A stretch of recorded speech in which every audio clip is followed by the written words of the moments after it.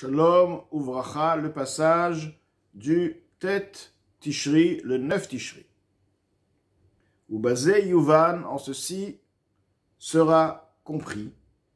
Heyot amitzvot be malchut he. Étant donné que les mitzvot se trouvant dans le niveau, dans le stade de la sphira, du sphère de malchut, la sphère de la royauté de Hatzilut, He Shel Shem Havaye, c'est le He, Malchut correspond au dernier He du nom de Hachem, donc Yud Ke Vav Ke, le dernier He.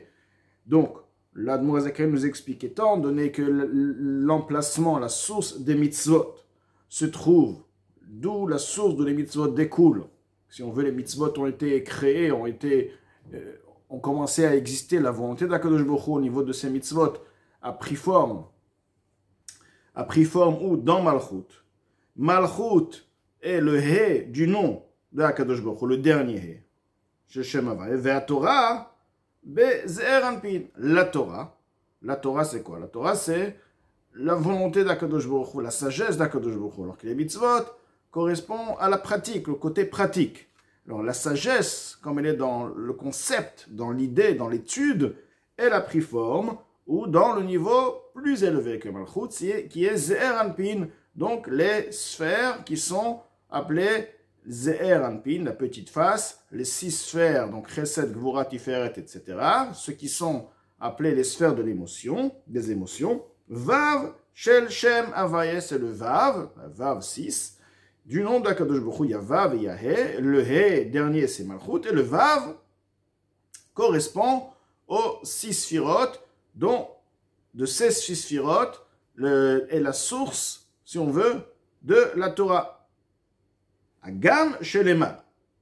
Bien que les mâles à Be'arich Anpin, lorsque nous montons de niveau, lorsque nous sortons du monde de Hatzilut et nous atteignons maintenant Keter, nous atteignons maintenant le niveau qui s'appelle la couronne.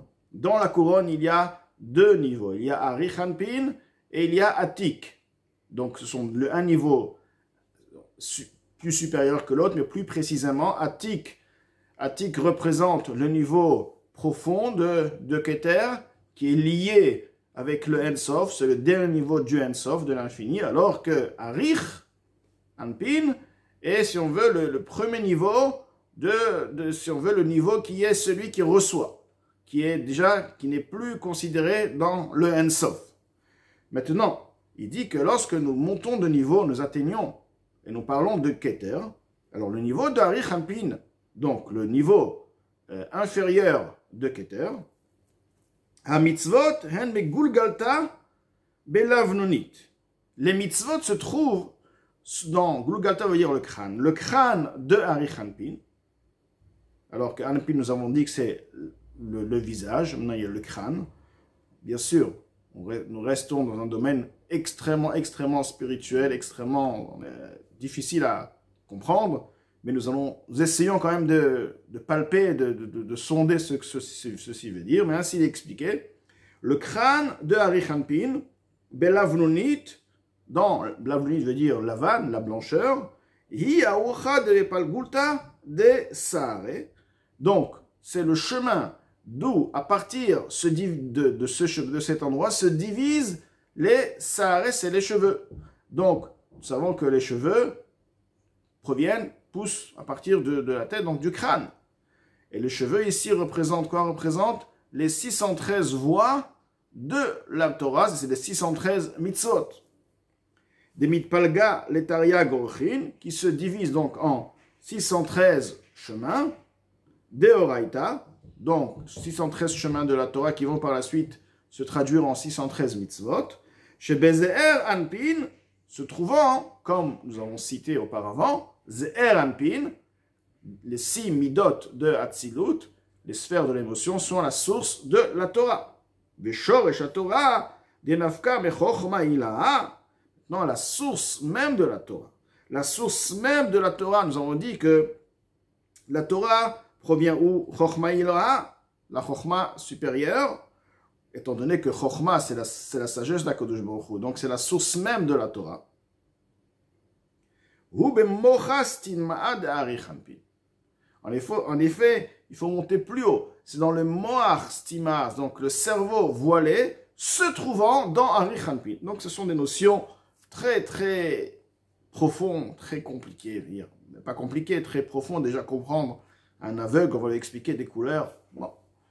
Tout de même, nous essayons de le lire et de le traduire, et d'essayer d'avoir une certaine notion, on va dire. Donc là, il est dit que Chochma Ilaha, d'accord, c'est la source de la Torah, mais il y a encore une source à cette source qui est Mochastima. Mochastima, ceci veut dire le cerveau voilé caché, et ce cerveau qui est le cerveau de Arich Hanpin. Vainu ha-Chochma de Ta'amei ha-Mitzvot. Ce qui veut dire la sagesse, non pas seulement de comprendre la volonté d'Akadosh Baruch Hu, la Torah, mais les raisons des mitzvot comme ils sont dans leur source, les raisons des mitzvot sont voilées, sont cachées, et ne seront révélées uniquement au Olam Haba, au Mashiach. Et eux, ces raisons des mitzvot se trouvent dans le niveau de Mocha Stima, de Arich Hanpin, le cerveau de Arich Hanpin, donc de Keter. Donc, qu'est-ce qu'on vient de comprendre de tout ce qu'il vient de dire?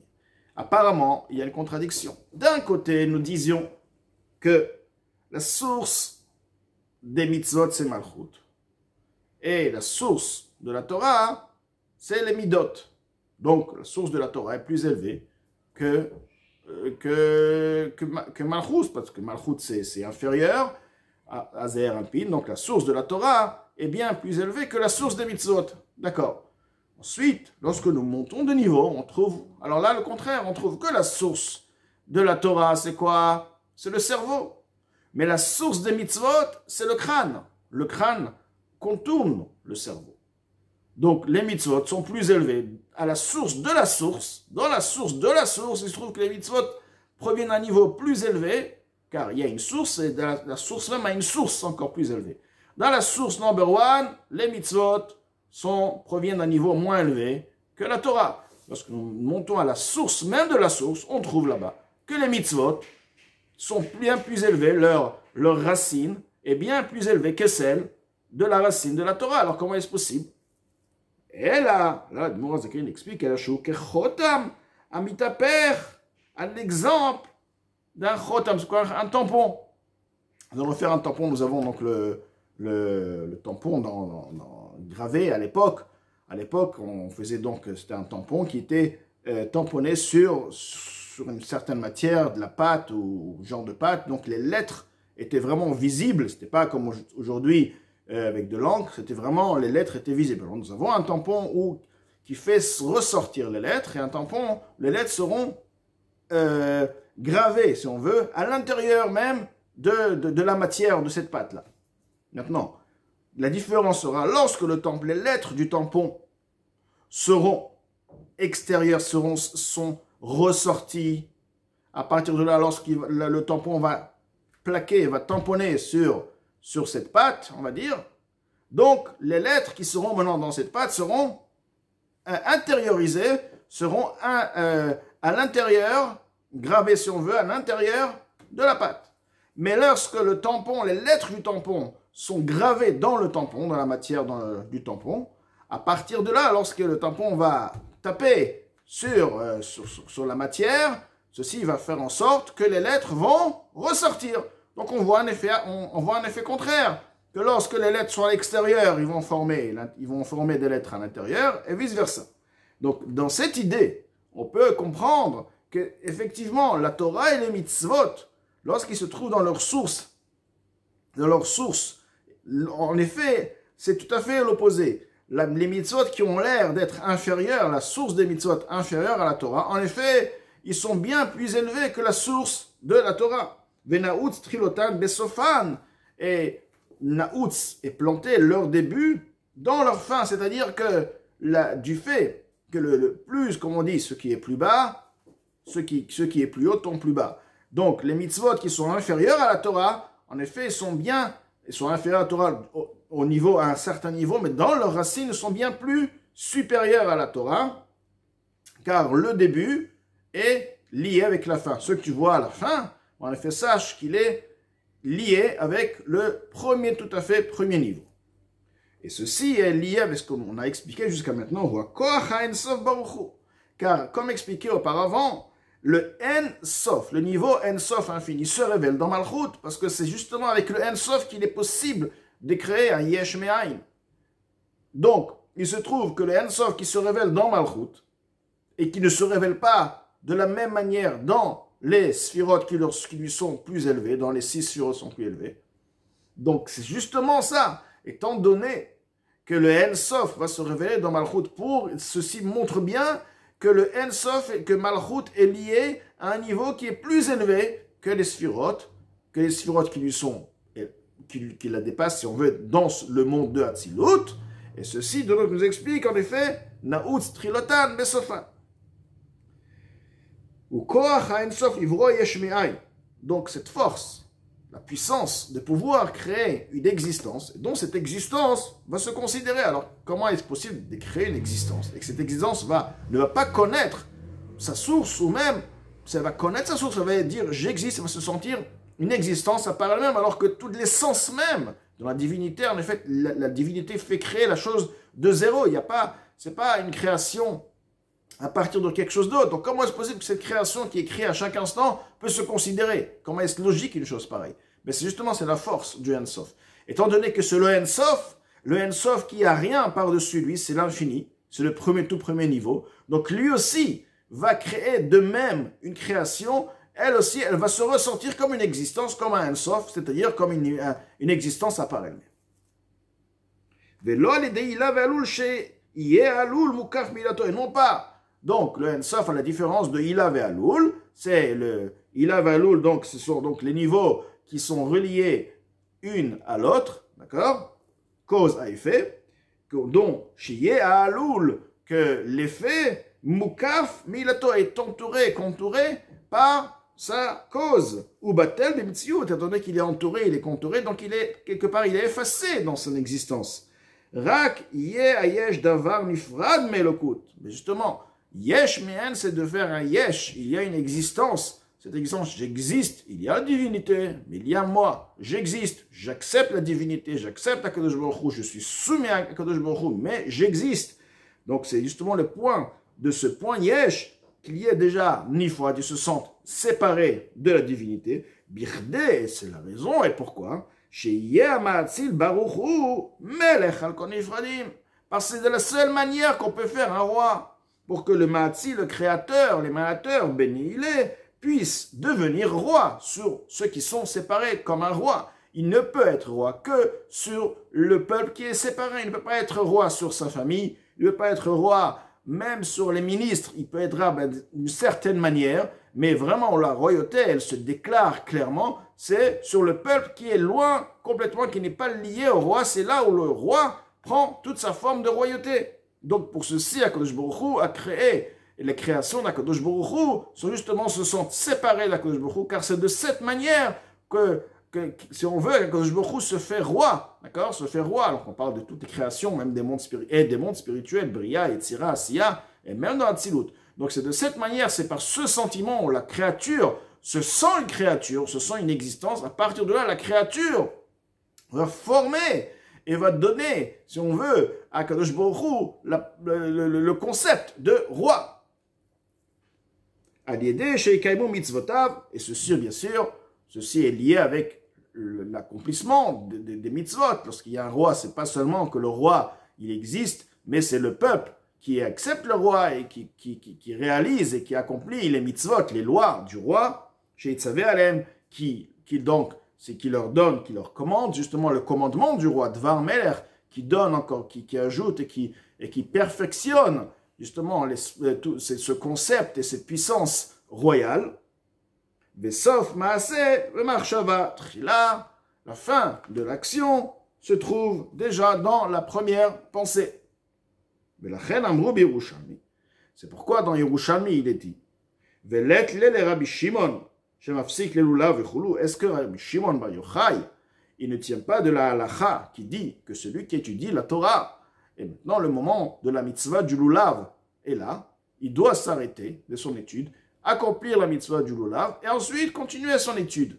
Alors qu'on voit que Rabbi Shimon Bar Yochai disait que celui qui est en train d'étudier la Torah n'a pas besoin de lire le Kriyat Shema. Il continue son étude de Torah. Suite à ceci, la Gemara demande comment on peut dire qu'on peut ne pas accomplir une mitzvah. La lecture de Shema est une mitzvah de la Torah, alors qu'il y a une mitzvah de la Torah de lire le Shema. Et dire non, moi je continue dans ma mitzvah, dans l'étude de la Torah, je ne vais pas réaliser la mitzvah du Shema.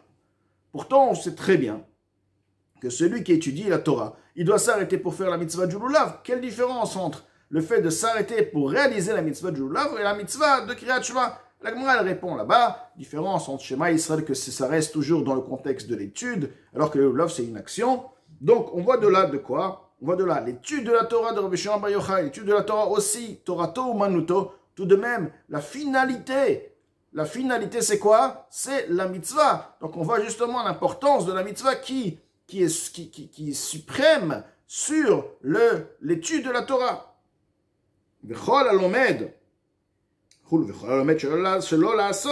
Celui-même, on dit encore, celui qui étudie, mais il ne veut pas accomplir. Il cherche juste le côté intellectuel, il aime bien comprendre, c'est intéressant, c'est profond, il te donne du plaisir, ça te donne une connaissance, mais il n'a pas du tout l'intention de pratiquer ce qu'il a étudié. Non, celui-ci, alors dans ce cas, ça aurait été mieux pour cette personne. La Gemara dit que dans ce cas-là, que sa chilia, le placenta, le cordon ombilical, ça aurait été mieux qu'il naisse pas, ce cordon, ce placenta lui serait renversé sur le visage, c'est-à-dire qu'il s'étouffe et qu'il ne puisse pas sortir au monde, qu'il meurt. Alors quel est le lien? Pourquoi ne pas dire tout simplement que la personne ne naisse pas? On a besoin de donner un exemple. Le cordon ombilical, le placenta se retourne sur sa figure. Bon, c'est quoi Et la personne aurait mieux qu'il ne vient pas au monde. Puisque le but de la venue au monde, c'est pour faire la mitzvot. Il ne fait pas la mitzvot, ça aurait été mieux qu'il ne vienne pas au monde, tout simplement. Alors, il explique comme ça. Comment ça se passe? La chilia, le placenta, le cordon ombilical, tous ces ont été créés au tout au début, mais à tipa, de la semence. C'est elle seule au début qui fut l'essentiel avant qu'il y ait donc que l'embryon commence à prendre forme. Ce fut uniquement le placenta et le cordon ombilical qui étaient là, qui a pris naissance, qui a commencé à exister, à se développer. Ad memium, et ceci pendant 40 jours, jusqu'à 40 jours, chez Trila. Surat Vlad, ou alors commence après 40 jours la forme d'un Vlad, la forme donc d'une créature, d'un né, un nouveau-né. Donc, du fait que la Torah, c'est vrai que la Torah est liée à son essence, on trouve que la Torah est plus élevée que Malchut. Mais lorsque nous remontons dans la source, en effet, les mitzvot sont bien plus élevés que la Torah.